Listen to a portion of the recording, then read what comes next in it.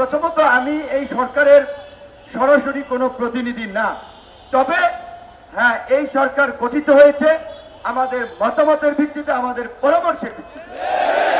আমাদের লোকেরাই সরকারে আছে, সুতরাং তাদেরকে দিয়ে দেশের জন্য, জনগণের জন্য কাজ আমরা করাতে পারবো। একটা নতুন প্রতিষ্ঠানে যখন একজন পরিচালক আসে, একটা থানার ওসি কিংবা ইউনো আসে, ওইখানকার পরিবেশ বুঝে ওঠার জন্য কিন্তু তাদের একটা সময়ের প্রয়োজন হয়। আরো যারা আমার কাছে গিয়েছিল, আমি বলেছিলাম যে দেখেন, আমরা তো অন্তর্বর্তীকালীন সরকারে আসি নাই, আমাদেরকে বললেও আমরা সহযোগিতা বলেছি আমরা করব, কিন্তু আপাতত এই সরকারটা অরাজনৈতিক থাকুক। সেই জায়গা থেকে আমাদের যদি সামনে এই সরকার হয়তো ধরেন 6 মাস, 3 মাস কিংবা 1 বছর, বা যেই সময়টা রাজনৈতিক ঐক্যমতের ভিত্তিতে তাদেরকে দেয়, সেই সময়টুকু পর্যন্ত তারা থাকবে কিছু সংস্কারের লক্ষ্যে। তারপর তো একটা নির্বাচন হবে। কাজেই সেই নির্বাচনে আমাদের আপনাদের ভোটের প্রয়োজন হবে, আপনাদের সমর্থন সহযোগিতার প্রয়োজন হবে না। কাজেই কোন রাজনৈতিক দল কিন্তু এত বড় কমিউনিটির বিরুদ্ধে যাবে না। এই সরকারের যেটা বলেছে, আমাদের রক্ত, ত্যাগ, সংগ্রামের বিনিময়ে আমরা একজন বিশ্ব বরেণ্য ব্যক্তি, যিনি এই দেশের প্রধানমন্ত্রী, রাষ্ট্রপতি না হয়েও তার যে উচ্চতা, তার যে লেভেল, এই বাংলাদেশের মতো একটা থার্ড ওয়ার্ল্ড কান্ট্রির প্রধানমন্ত্রী রাষ্ট্রপতির চেয়ে অনেক উপরে ছিল। তার সাথে একটা ডিনার বা লাঞ্চ করার জন্য অনেক দেশের প্রেসিডেন্ট, প্রাইম মিনিস্টার অধীর আগ্রহে থাকতেন। তো সেই ব্যক্তি আমাদের প্রধান উপদেষ্টা বা সরকার প্রধান হয়েছেন।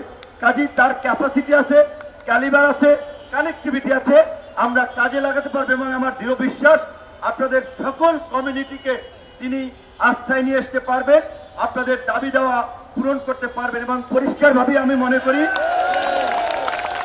বাংলাদেশের মতো একটা ওভার পপুলেটেড কান্ট্রি, এত ঘনবসতিপূর্ণ দেশ, কমিউনিটি ক্লিনিকের আধুনিকায়ন সহ প্রত্যেকটা কমিউনিটি ক্লিনিকে আমি মনে করি একজন এমবিবিএস ডাক্তার দেওয়া প্রয়োজন।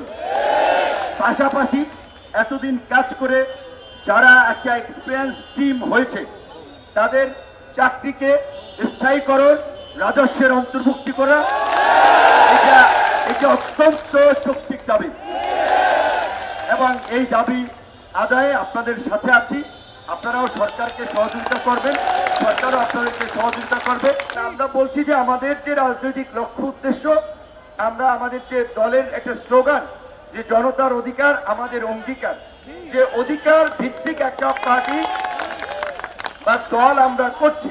যে 2018 সালে সেই কোটা সংস্কার আন্দোলন থেকে আমরা রাষ্ট্র সংস্কারের জন্যই কিন্তু এই গণ অধিকার পরিষদ নামক রাজনৈতিক দলের যাত্রা শুরু করেছিলাম। কাজে আমাদের কমিটমেন্টের জায়গা থেকে দেশের যে কোনো নাগরিকের অধিকারের প্রশ্নে আমাদের নৈতিক সমর্থন এবং সহযোগিতা থাকবে। এলো মুক্ত চিন্তার স্বাধীন দৈনিক খবরের কাগজ। এখন খবর হবে নিখাত, নির্ভীক, নিরপেক্ষ।